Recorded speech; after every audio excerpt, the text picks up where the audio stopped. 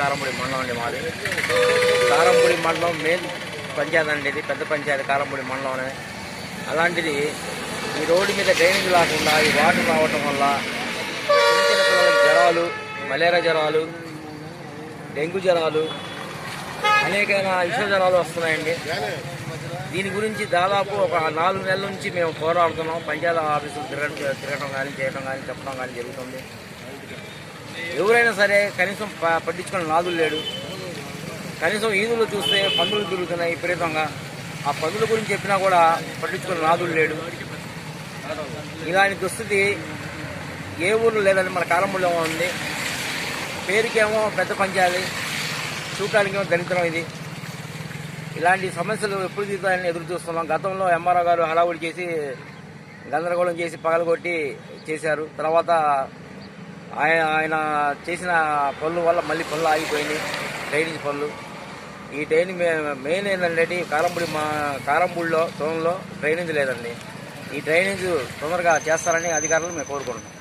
శ్రీనివాసరావు అండి, ఇందిరాగాంధీ బొమ్మ centre SBI బ్యాంక్కి ఎదురుగా ఈ విధంగా డ్రైనేజీ నీరు ఈ విధంగా పారుతుంది. పంచాయతీ ఆఫీస్కి, ఆర్ఎంబీ వాళ్ళకి ఎన్నిసార్లు చెప్పినా కానీ ఈ విషయాన్ని పట్టించుకోవట్లేదు. మేము ఈ ఎస్బీఐ బ్యాంక్ పక్కన పదార్లో ఉంటున్నాము.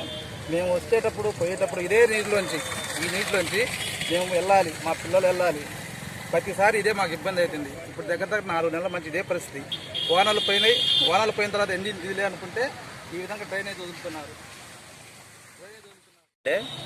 ఈ మెయిన్ దారి, ఈ రోడ్డును మేము ప్రతి పిల్లలు బొల్లలు అందరూ నడవాల్సిందంటే ఈ దారి ప్రతి ఒక్క ఆఫీసరు, ఒక అధికారి ప్రతి ఒక్కళ్ళు నడిచేవాళ్ళు. ఎన్నిసార్లు చెప్పినా కానీ వాళ్ళు చూస్తూనే ఉంటారు, పోతూనే ఉంటారు. పొద్దులు మేము చెప్పాలన్నా కానీ చెప్పలేకపోతున్నాం, వాళ్ళకి అడగాలన్నా లేదు అడగలేకపోతున్నాం. అంటే ఈ పంచాయతీ ఆఫీసర్లు ఎన్నిసార్లు చెప్పినా కానీ దాన్ని పట్టించుకునే వాళ్ళు లేరు,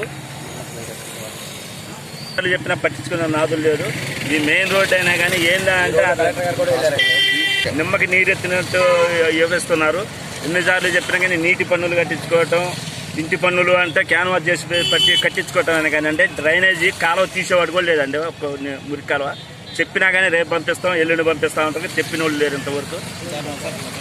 నుంచి డ్రైనేజ్ చేస్తాం, లేవు ఇది చేస్తాం, సున్నం పోస్తాం, రేపు పోస్తాం, ఎల్లుండి పోస్తాం, గడప వచ్చిండ్రు. నేను 4 నెలల నుంచి ఈ వర్షాల నుంచి నీళ్ళు పోతాయి అనుకో. వర్షం పోయినా కూడా ఇది వర్షం లాగానే ఉంది, కానీ ఇది దీనిలాగా లేదండి, నాగిలేరు లాగానే ఉంది.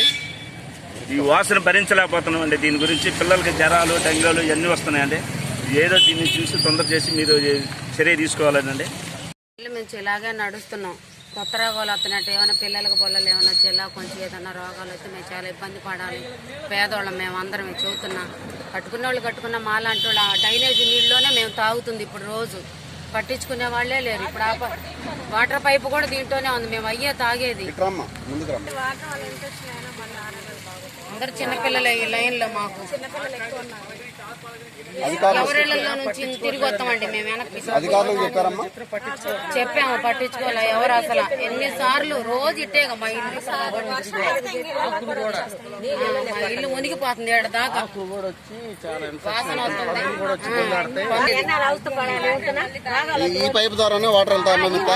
తాగేది అయ్యానండి, అదే మా బాధ.